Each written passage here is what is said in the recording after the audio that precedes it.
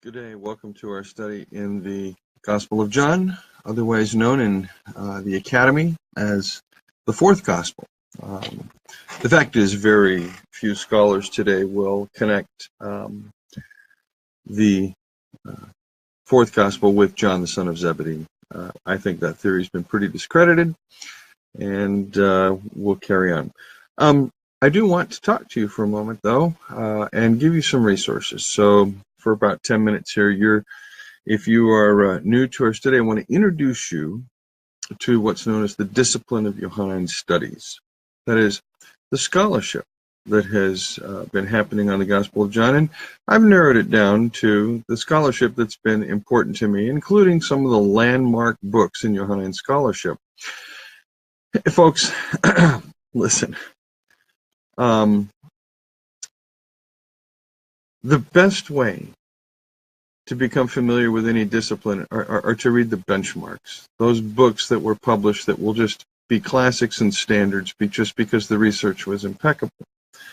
For today's theme, we're in the middle of this discourse about the light of the world. And I observed 2 weeks ago or so when we talked about the John 7:37 to 39 text on the last, the greatest day of the feast. I included a number of texts in the post there on Facebook from rabbinic literature about the light and the candelabras in Jerusalem that were lit during this festival and the contrast there in Judaism. But we've already seen that this writer is so saturated in Judaism that permeates his world. But we've also seen this writer is saturated in non-Jewish thought. Let's just call it Greek thought for now, or Greco-Roman thought if you prefer. But certainly very familiar with Judaism as it's oriented toward, for example, Alexandria, the kind of Jewish thinking that was happening there with Philo of Alexandria. This writer's very familiar with what appears to be some familiarity, or at least familiarity with the pop cultural kind of views of ancient cults. And we saw that Andrew Lincoln had some excellent stuff with regard to the wedding at Cana and Dionysius. So this writer knows both his religious world and the world that's embedded in Ephesus. They're in Asia Minor, what is now Turkey. This writer knows the intellectual background, and he's just teasing out the way the gospel relates to these backgrounds. One of the finest books ever written, still to this day, was published in 1960, is by the Cambridge New Testament scholar C.H. Dodd, and this book is titled, I'm going to try and get up to the camera. Write it down or pause the video, but please don't ask me to put these in the post. I'm going to show you about 18, 20 books here.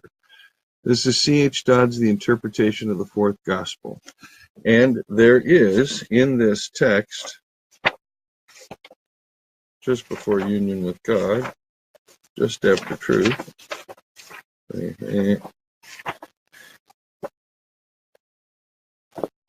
a whole chapter on the words light, glory, and judgment in the Gospel of John and their interconnectedness. This book is a gold mine.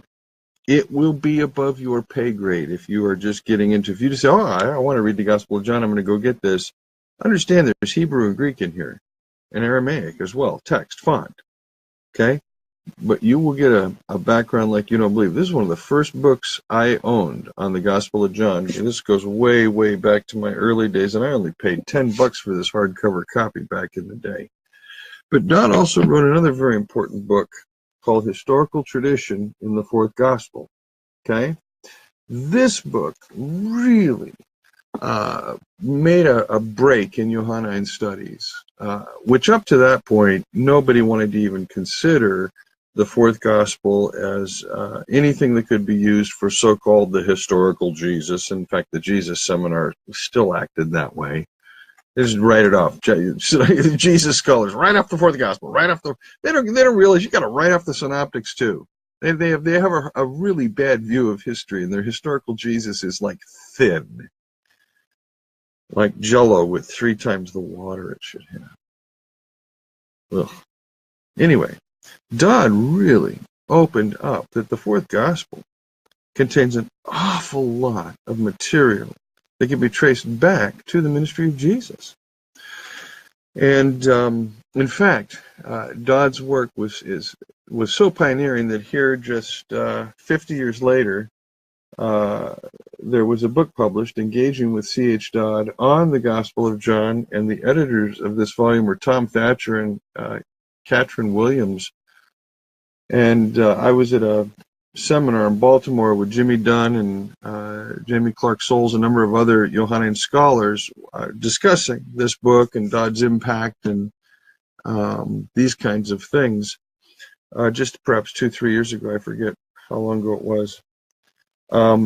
But Dodd's influence on gospel studies is as strong as that of Rudolf Bultmann, the German New Testament scholar from Marburg, whose commentary was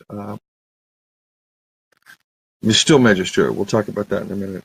But John A.T. Robinson, of course, Bishop of Woolwich, who wrote Honest to God back in the 60s. It was, okay, anyway, Bart called it flat-footed theology, but he wrote an excellent book on John called The Priority of John. His argument is John's the first gospel written. I don't think so. I still tend to follow C.K. Barrett and argue that John has a text of Mark in front of him, I think, actually, or certainly at least a good chunk of it in his head, like so much other material he keeps in his head, this writer does. So I want to make you aware that that's the trajectory I tend to follow, is that Dodd, Robinson trajectory. I want to mention a few other studies before I do. I want to mention the commentaries that I use. When I use commentaries on the Gospel of John, you'll find after 42 years, you tend to outgrow commentaries because you know what they say or what they're going to say. And there aren't a lot of real fresh commentaries. A lot of them tend to just rehash things with a little twist here or a twist there, okay? I do want to recommend, I don't have a physical copy of it, Joanne Brandt's book, Little Commentary on the Gospel of John. It's excellent. I really enjoy it.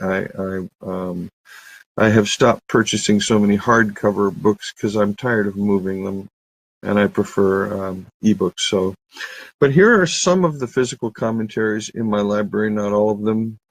I still have about, in addition to what I'm going to show you, perhaps another 100 books over there in my Johannine study section.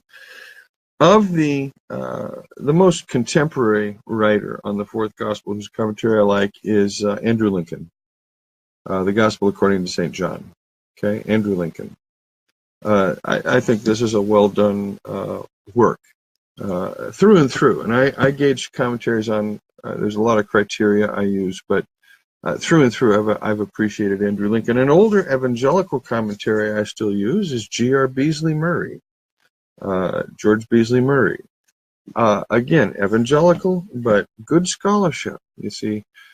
Just because you're evangelical doesn't mean you do bad scholarship. It just tends to mean that you tend to read things sacrificially, but the same thing can be said of historical critical scholars. I mean, for crying out loud, they're just as sacrificial in their hermeneutic. You know, they think they're doing better historical science than their evangelical counterparts who are naive and influenced by the Bible. No, they're just as naive, you know, in their views of history and empiricism, and they're being influenced by Vienna. Anyway, that's a joke. Of the other commentators I like, the older ones, of course, you cannot study the Gospel of John without being familiar with Raymond Brown, a 2-volume Anchor Bible commentary published back in '64, I believe, a standard work, a classic work, still used in seminary today. If you do want to study the Gospel of John, Raymond Brown's 2-volume Anchor Bible commentary should be on yourself or in your Kindle. That's just it. It's a very solid commentary. Okay. I also like the 3-volume work of Raymond Schnockenberg, Roman Catholic, like Raymond Brown. But Rudolf Schnockenberg's 3-volume commentary, I find Schnockenberg he can be rich. I just have no idea how to describe it. He can be dry and he can be rich. But man, you can be reading in Schnockenberg for 6, 8, 10 pages on a text and you're just dying, going, dude, man, I am so thirsty. And then bam, there's this oasis right in the middle of the text. And you just sit there and you go, that was worth it. That's Schnockenberg.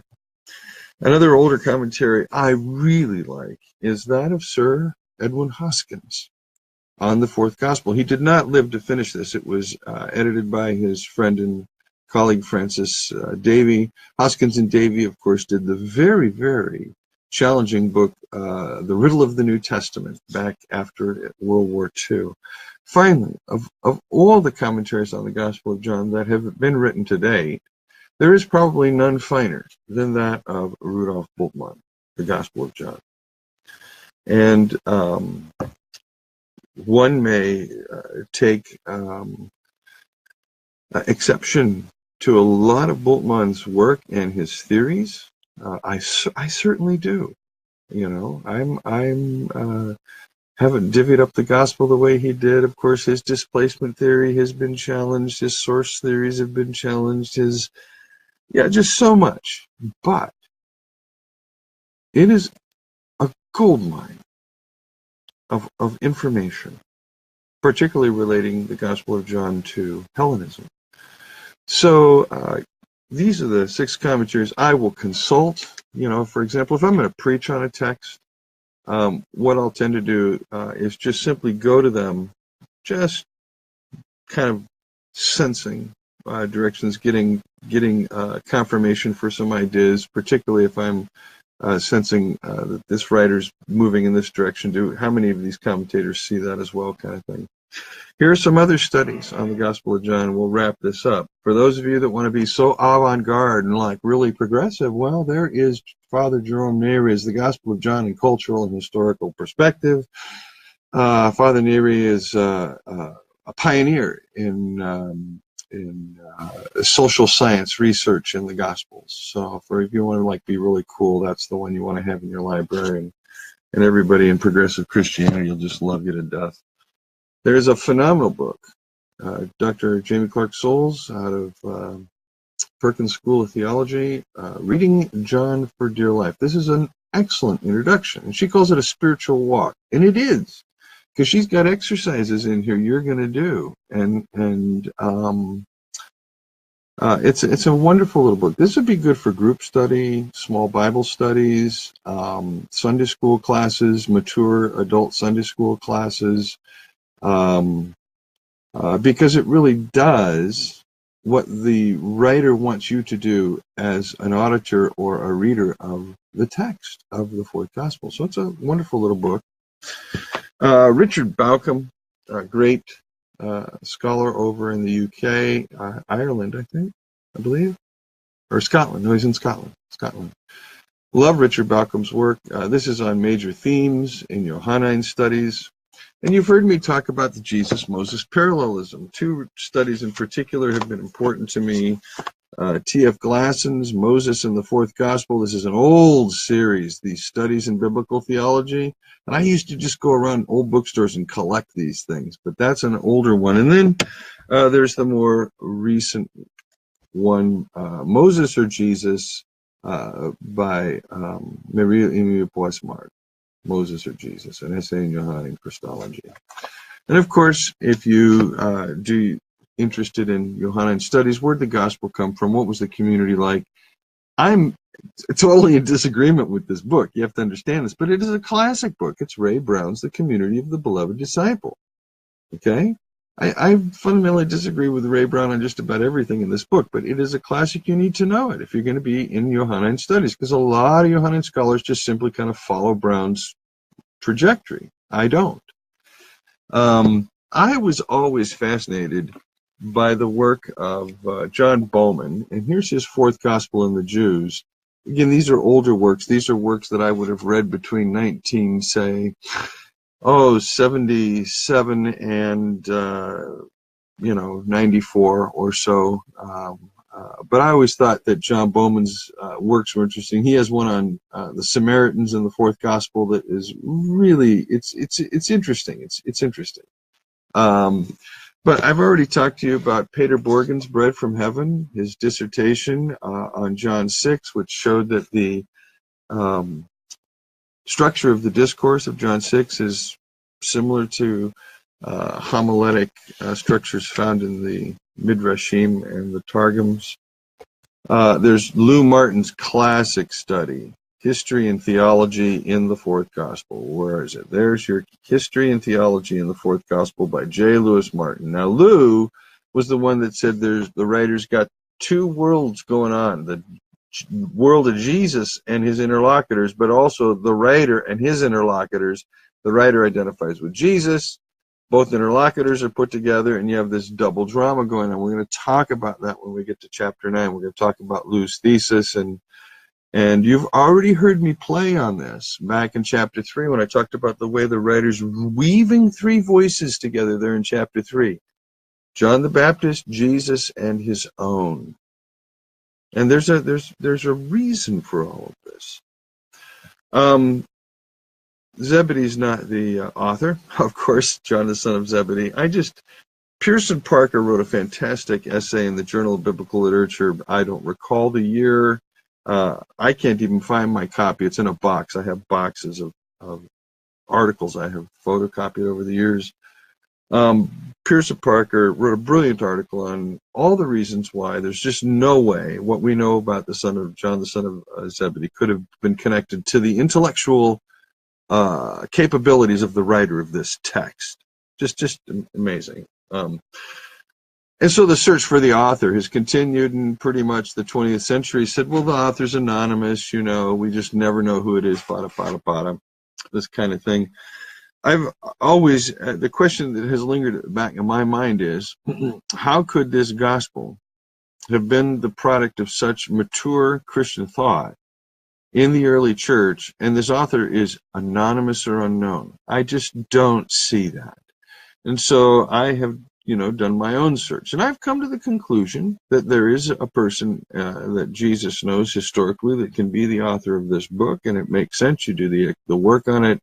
The only thing is, in order for this writer to be the author of this book, you really do have to affirm that Jesus raised Eleazar, the brother of Mary and Martha, from the dead. Otherwise, it doesn't work. If Jesus doesn't raise the dead, this theory doesn't work, of course, and that's just kind of how that happens.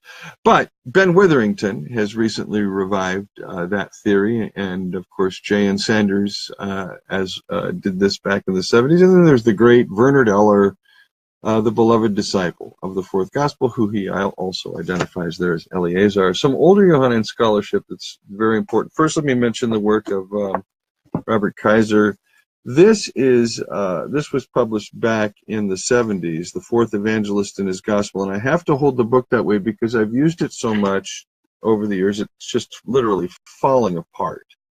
But this gives you a good overview of kind of 19th and 20th century Johannine scholarship on different things related to authorship, date, origins, background, themes, etc.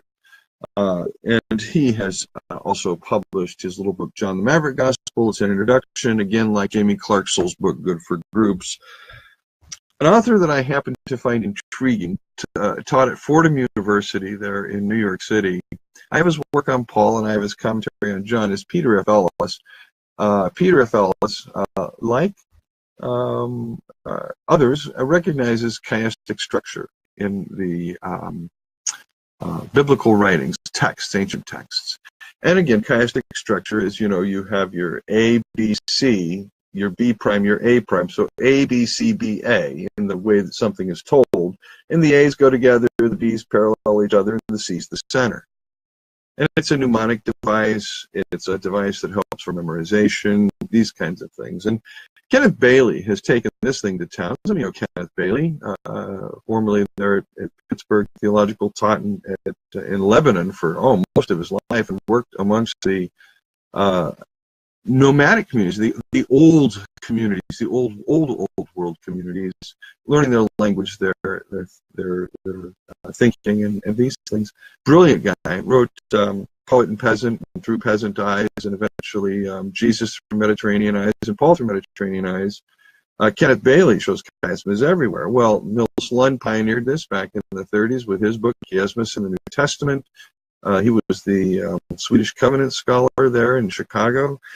Jeremias recognizes chiastic structure as well. So does Peter F. Ellis. So if you want to see how he structures the Gospel of John, the whole thing, you want to see the genius of John. What he doesn't get are the 7 signs, the structure that I use, that I've shown you. Well, now we're going to start coming back around the bend on that here, either today or in the next lesson, because we've gone from Cana, blood, healing of the nobleman's son, healing of the lame man, Eucharist, feeding of the 5,000, blood. Now we're going to come back to the story that's going to parallel the healing of the lame man. That's the man born blind. And then we're going to go to the next sign, number 6, which is going to parallel number 2. Number 2 is the healing of the nobleman's son. The guy's near death. Jesus heals him. Eleazar is in a tomb. He's dead. Jesus raises him. You see, and then the cross, Cana, and boom, there's your chiasmus. D. Moody Smith. Cheap, no, I don't mean cheap. I mean inexpensive, small book, but rich. Truly a meal to dine on. New Testament Theology series, The Theology of the Gospel of John. D. Moody Smith, one of the great Johannine scholars of the late 20th century. If you're interested in seeing how John relates to the Dead Sea Scrolls, go get the volume edited by Charles Worth. It's an older volume, 35 years old or so, John of the Dead Sea Scrolls. These are very good essays.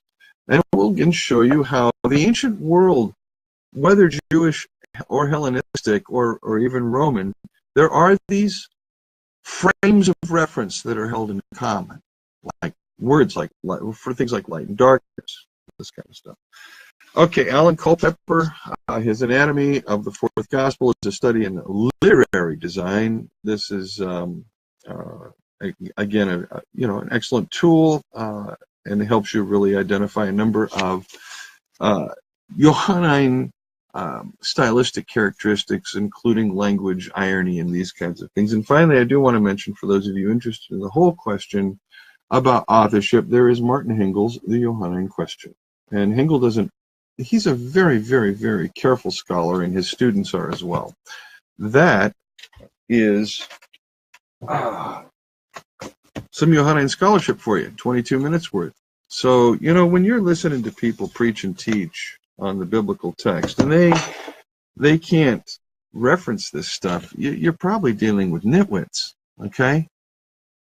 And the last thing you want is, somebody blowing smoke out of their ears at you. That was nice. So let's get down. Here we are, John chapter 8. Let's catch up. Ready? All right. So we've started off, the writer tells us exactly where this logos is from. This logos that is healing, nurturing, life, light, goodness, truth. I mean, just, the best of the best, cream of the crop, right? And we find that this logos is rejected. Bam. You got to ask yourself, especially today, you got to ask yourself, why does the world reject love? Why does human society reject nonviolence and forgiveness, mercy, compassion? Why does the human species turn again and again and again to the devouring of one another? Why do we do this as a species? You ever ask that question? That's the fundamental question that's been asked here, and we've seen this in the chiastic structure of the signs. Right at the heart, right at the center of these 7 signs is this whole cannibalistic piece. We saw that in John 6. Go back and listen to it again. We are the species, man. We are devouring the earth. We are on a collision course with sustainability as a species and the planet. Just in population alone, I mean, they're projecting 9 billion people by 2050. I don't even think we'll make it that far. Why are we doing this as a species? There was, I forget which book I read it in a long time ago. People go, why is there evil in the world? That's their big question. Why is there evil in the world? Why do bad things happen to good people, as Rabbi Kushner said? And it might have been M. Scott Peck's book, People of the Lie. I forget. But the real question is not, why is there evil in the world? The real question is, why is there good in the world? That's the real question. Because you look at human history. Human history. We're talking going all the way back now, say, Catalhoyuk, 7500 BCE. Göbekli Tepe, 9500, 10,000 BCE. Even paleoanthropological, archaeological evidence prior to that. And we humans are evolving all wrong. All wrong. And we evolve through ritualizing the scapegoating practice. That's what Creed gives us the capacity for culture. Out of ritual, the repetition of something, we derive community, cooperation, okay? Out of ritual, we derive tradition, we derive bureaucracy, organization. These all come from ritual. Our capacity, or the way we do human existence, derives from our ancient, instinctive, non-conscious, joining the fray to jump on one and take our hostility out and consume them and eat them and take their being into ourselves and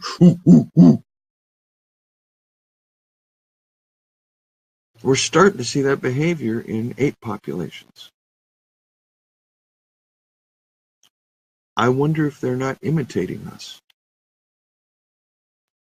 Planet of the Apes scenario, eh? But it's true. We've now seen these kinds of ritual scapegoating practices in certain primate populations. They're watching us.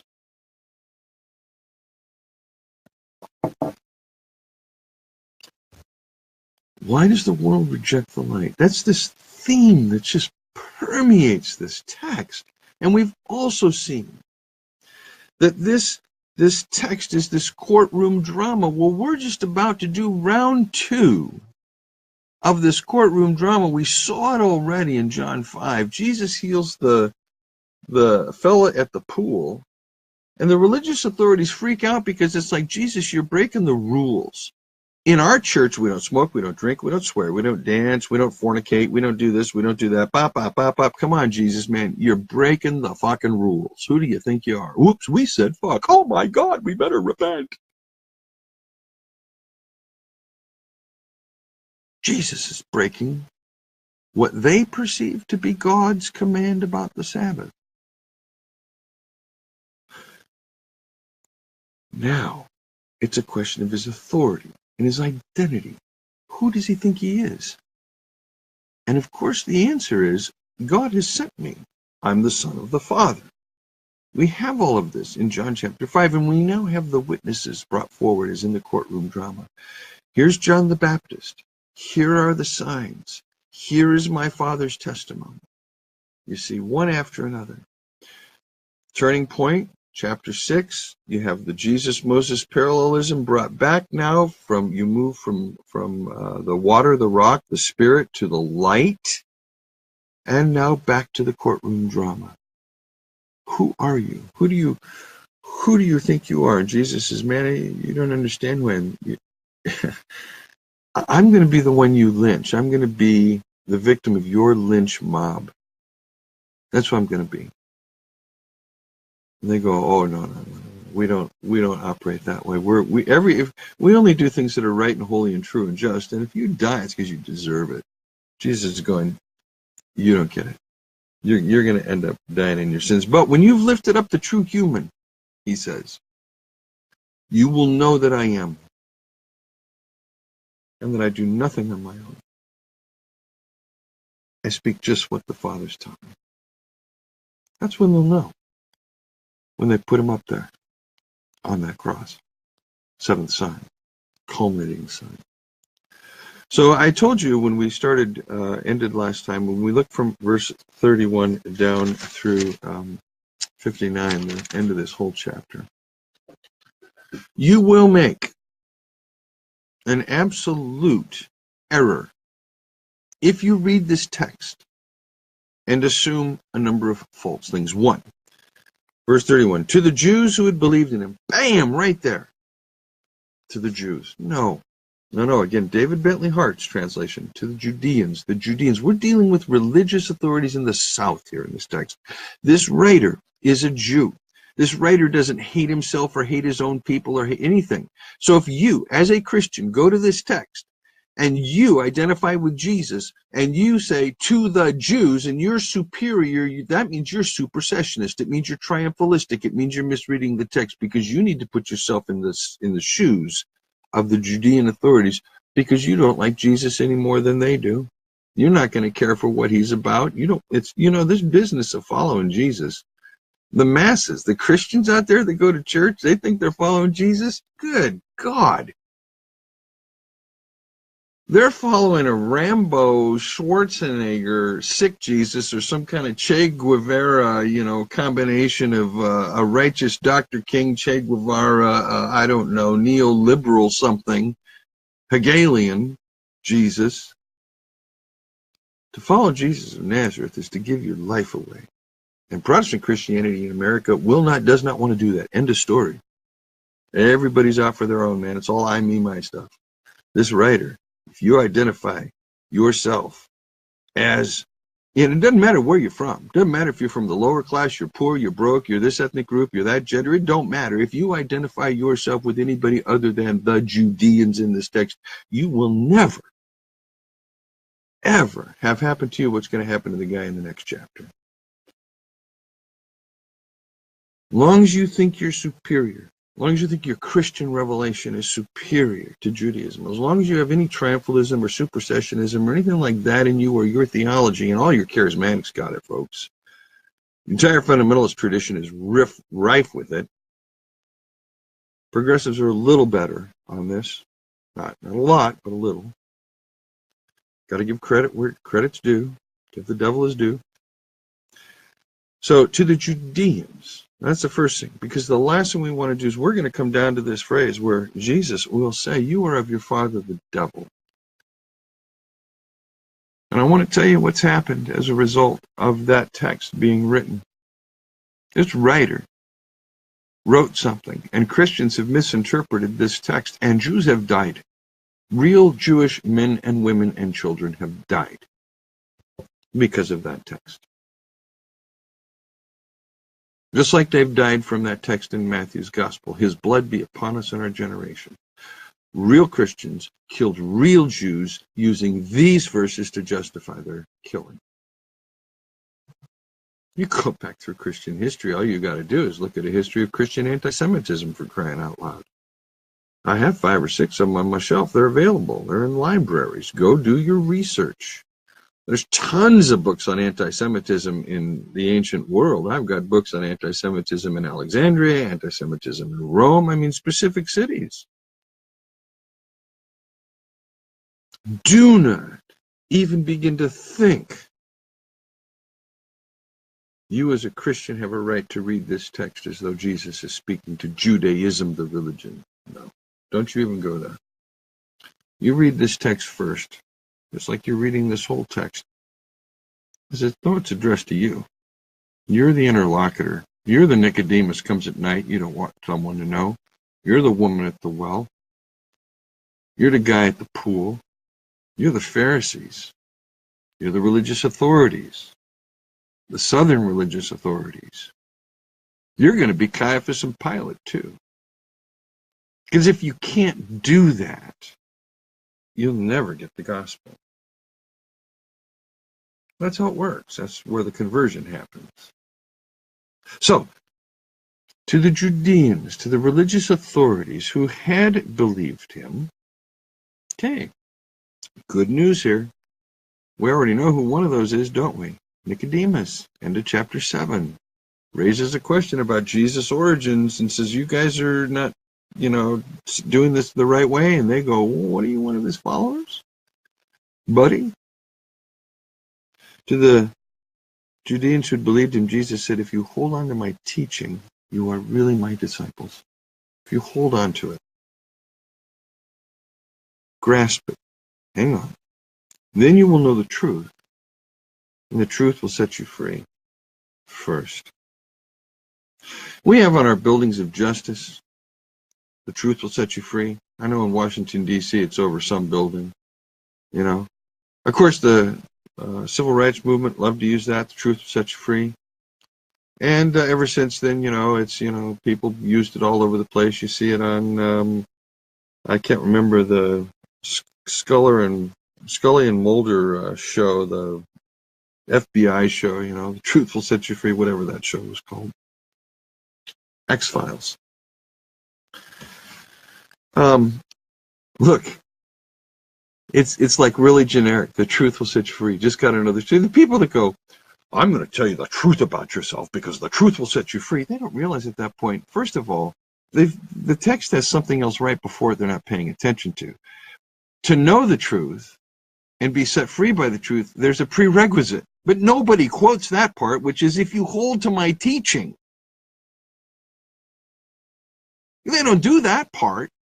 No, they just want abstract truth, and then the function is the satanic accuser. It's, you're going to see in this gospel, finger pointer, boom, boom.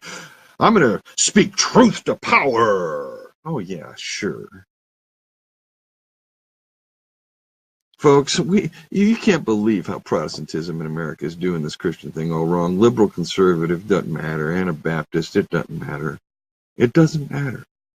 American Christianity, Protestant Christianity, American Protestant Christianity, folks, it's dead. It's dead. You got to get this. It's in darkness. It's just in darkness. They answered him, we are Abraham's descendants. Now they're going to make the identity claim. We come from here. This is who we come from.